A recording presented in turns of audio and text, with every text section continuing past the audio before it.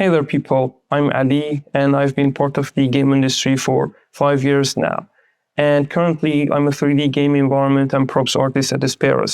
I also decided to start my own thing, Winter Sapling Games. This is where you are right now. This YouTube channel is going to be for the studio, where me, alongside a small team, will be working on our own very unique game art. And we've also started working on our first indie title, Give Up Control. It's going to be a twisted, a story-driven title, and we're going to share some stuff very soon, but still, it's in pre-production, so we don't have much to share on that. Generally, being in front of the camera isn't my strongest suit, but I decided I should put a face to the name, so I decided to create this series, and the purpose of it will be for us to go through the process of creating a game environment together in Unreal Engine. It's going to be organic. There's going to be a lot of foliage, landscape, rock sculpting.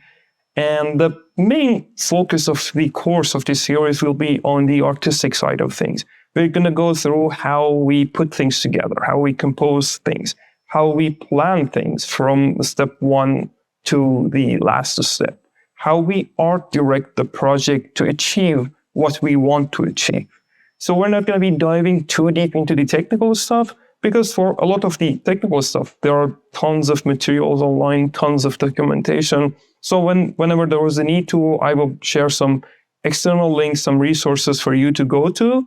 But whenever we are using something unique, something that might not be easily available online, I will definitely break it down to you. I will not skip those, so no worries about that.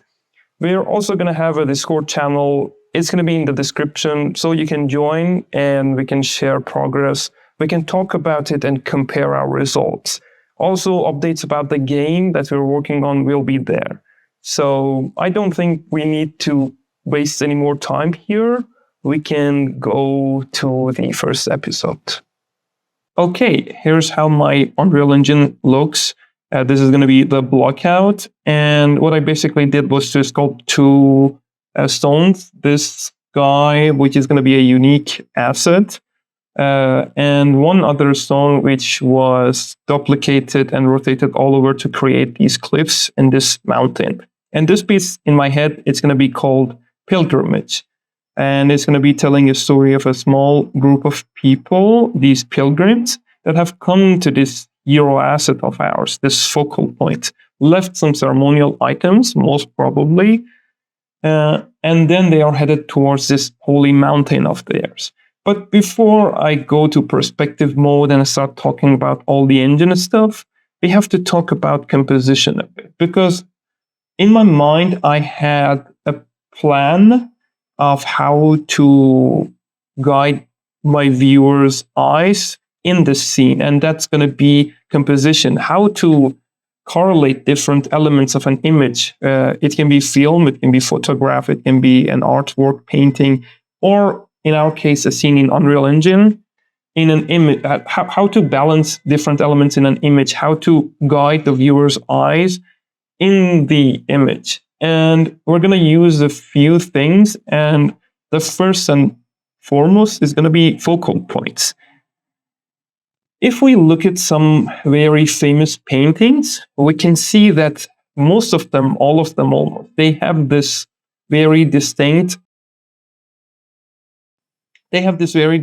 and clear focal point where the image begins, basically. For example, if you look at this, where does your eyes first focus on? It is most probably this pumping station. And I'm pretty sure you can guess the reason for that is because of the color, and it's because of the value. It's brighter than its background. So the artist intentionally did this to create this element of focus. This is going to be our first focal point. We look at this, we examine the story with this guy standing here, and then you can see that there's a flow of light. It catches your eyes and moves you towards this house. And again, this is a bright element against the dark background. And there's color. with this pole and with this house. So then we look at this, and then there's a flow upwards towards this sharp roof, and then you move towards the pole and then back into the background. So you can see that the artist used different methods to create this contrast and this flow, and that's going to be composition. If we look at another example, this is going to be like the perfect example for this. I mean, this is like a perfect example of a focal point. This is like one unique element in this field. It's using warmer colors against this colder tones, and there's a lot of shape variations in this in comparison to the background, to this field that is very uniform. And then you can see there's this flow of things.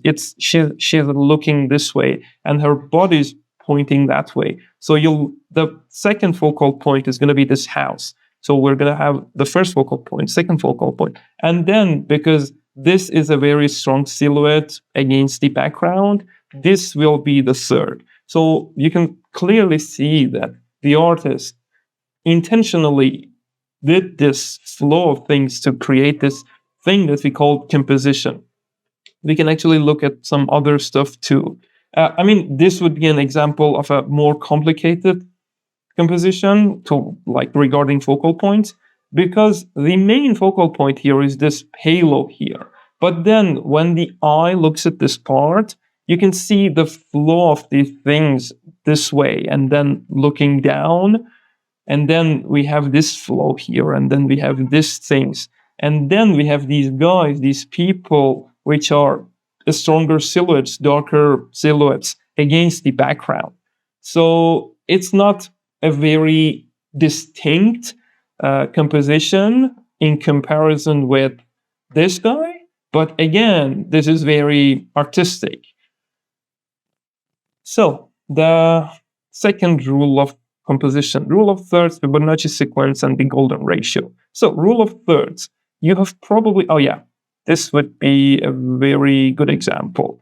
You probably have seen these lines in your camera app, and they're basically called rule of thirds. We use these lines to create, to frame our scene and different elements of our scene, so the viewer can have a better distinction of different sections of the image. A very famous and good example of this is The Last Supper.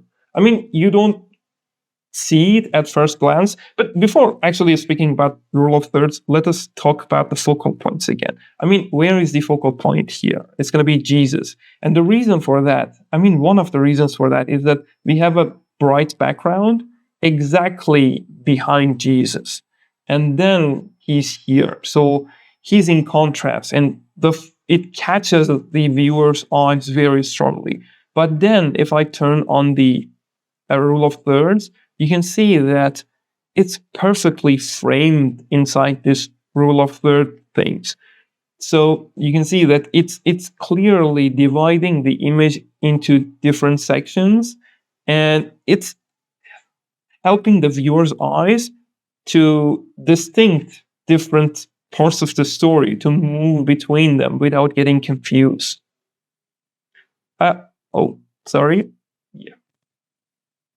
Fibonacci sequence and the golden ratio, they're basically the same. They're just of different names. And this is it. This line, this spiral is the Fibonacci sequence, and the squares, these divisions, they are the golden ratio. And you don't imagine this being used every day, but in a lot of artworks, you can see it. It shouldn't be considered a mathematical rule. It's not a must. We shouldn't obey it completely. It's just something we can use. And here, it's a very good example of this Fibonacci sequence. It takes the eye, it creates this flow of things, and then here we have this focal point. So it's using this mathematical thing to create this focal point. Defining foreground, midground, and background. Yep, it's a very important thing. It's not a must that you should have foreground, midground, and background. You can have foreground and background, That can work, but usually when you look at images, there's a distinction there because if we don't distinguish the different layers of the image, it can confuse the viewer. For example, here the table is clearly the foreground. It's in a brighter value. There's a lot of light here in comparison with the background, which is darker. So the viewer, regardless of the focal points, can have this distinction of layers in the image without getting confused. Imagine if the room in the background was in the same brightness as the table and these people, it would have been very hard to look at this image. And again, here we have this element of foreground, which is lit and where the story is happening, and then there's this forest road at the background, which is darker. And there's a clear distinction between these two elements, because if you don't do that, we cannot understand like what's happening in the image. And here, this is actually a very good example. I mean, here, these guys here are going to be our focal points. And then the artist moves our eyes down towards these things here. We have a lot of dark figures against a brighter background, so it catches our eyes. So we have this foreground here, and then we have this midground where the rest of the story is happening, and then we move towards the background where there's not a lot of a story, but it's mandatory to have this background to make this image work. Let's look at some other examples. I mean, here also we have this element of foreground. This story is happening here, same as the story that we had here. So we have this foreground element here, a lot of movement, a lot of action, a lot of different forms, and then we have this midground and background. I mean, the midground is going to be the city and the field, and the background is going to be this storm, this supernatural storm that's going to happen here. So even though it's a very big picture, it's depicting a very big scene, but still there's clear distinction between the layers. Direction, flow, and leading lines. Let's go through the images once again. So, one of the things that you might notice here is that a lot of, with all these people at the left, they are looking at the center. And again, a lot of people on the right, they are looking at the center. And we have this flow of this guy's hands this way. So he's also pointing this way. So the thing is that even if we didn't have this contrast here and we started looking around, still it would start guiding our eye towards the center. So this is how we can use leading lines in the image to create focus. Again, we have this flow, this leading line that we talked about earlier that is guiding the viewer here. And then we have this road then that is emphasizing this direction. And again, we had this direction thing here, like coming down, moving up. And this is an image that we didn't talk about much, but you can clearly see that this table here is the focal point. But because there's a direction, the eyes actually move upwards. They move upward, but then we reach here and then we see the flow of people looking back. I mean, we might have gotten confused at first here, but then there's flow of these people pointing their hands this way. So we look back and we follow the hand, we follow this flow and this direction to this guy, which has apparently lost a bet or won a bet. Something has happened. The story isn't clear, but there is a story, and it's very well defined and it's very well depicted. So the artist is using this light and the body image to create this flow and focus. Leading lines. here we can clearly see a classic example of using leading lines. These buildings, they have very clear leading lines, and in photography, a lot of times you see this happen. Photographers use buildings, use urban elements to do this, to get your eyes, move them towards something that they want. So even though the focal point is here, when we look around, we can actually, it catches our eyes and it moves us towards the rest of the story, the rest of the things that are happening around. Oh, okay. Again, we talked about the direction in this image. So, and using a familiar object as a scale reference. This is a basic one. We use this, intuitively in game art. And here, considering that this is very realistic in a scale, we know the scale of the elements in this image. But again, this guy standing here, it helps us have a better understanding of how big these things are, because intuitively we can imagine how tall a man should be.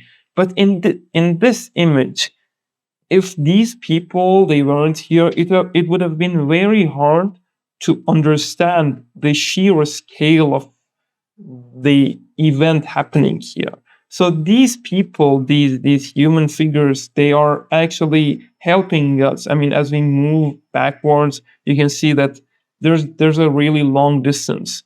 So we are using something similar. It can be a person, it can be any object that we know and we are sure of the scale, to define this element of a scale. So using all these things to create contrast, let's get back to this image. The point here, the thing that I've decided, is to have this stone as our first focal point, because we should know that these pilgrims, they have started their journey here. They at least visited this place.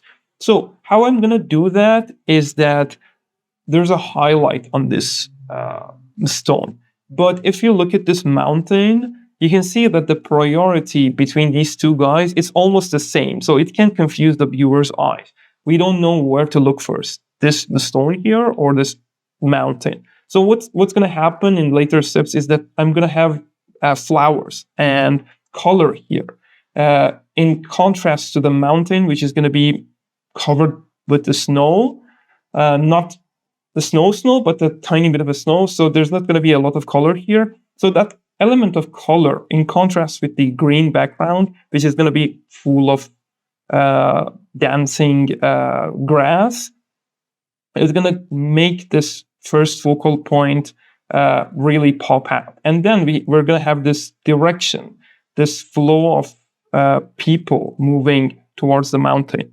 We're going to have this path that is going to take the viewer's eyes up towards the mountain. And if you look at this hill here, we also have a direction this way. So the viewer's eye will also follow this line towards this mountain. So that's going to be our main, these are going to be our main elements of composition. Now we are back inside Unreal Engine. And what I want you to do is, before doing anything techie, anything inside the engine, I want you to create your own story. I want to create a direction. I want you to look at some artwork, Pinterest, artist session, classical stuff, anywhere you like. Even you can look at photographs, you can look at any medium of art, look for inspiration, look for a story, then define the direction of this image, define your foreground, midground, background, define the directions, define the focal points, use contrast, use any method that you see in other artworks and in our principles of composition to define your image, to guide the viewer's eye, at least to plan how to guide the viewer's eye in the image. And then you can start to use the landscape mode on the terrain to start sculpting some stuff. The only things that you'd really need to use, as I did, I mean, if you look at back here, it looks very ugly. But the only thing that you really need to use are the sculpt, smooth, flatten, erosion, really. I mean, like sometimes maybe noise. I don't use other stuff very often. And I just play around with tool strength and the size. So that's the only things that I use to do this. I experiment a little bit, come up with like this plan of yours, this setup of the image, and then try to at least find 2 or 3 angles. You can have like a main shot. This is going to be main shot, and some other compositions too. For example, this is going to be my close-up, and this is going to be my third composition. I mean, central composition, it's hated. People say you shouldn't do it, but what I wanted to do in this image, I wanted to have things very basic, very empty. I didn't want to have a story here. I just wanted to have this stone with grass dancing in the background with the wind. So I wanted to have like a peaceful, calm, and empty mood. So this is also one of my compositions, but these are not final, actually. Usually we'll need to make some changes to the camera, maybe do some edits, do some tweaks. So yeah, that's what you really need to do. And you can also hop onto the Discord channel so we can look at the stuff together, maybe talk about it a little bit. Also, regarding the stones, our next episode is going to be about sculpting stones. We will go from, we will create one stone from scratch there. If you don't know to do that, you can wait for the second episode. I will try to deliver it in 2 weeks. But you can also use mega scans. You can use, I don't know, very rough sketches they can do in ZBrush. You don't really need to do anything crazy. And I also use volumetric clouds here, and I will share an external link on how to do this, but they are very basic. You can set them up in like 20 minutes, but still, you don't need it. All you need to do is to set up your focal points, set up where the light is coming from. I mean, we call it the basic lighting. You need to set it up just to know what mood you're going for, where the shadows are going to be, so you can move ahead accordingly. And you can also hit subscribe, because this is going to be a series. It's going to have a bunch of episodes. We're going to finish this and share it in our portfolios, hopefully. So yeah, that was it for this episode, and thank you very much for watching.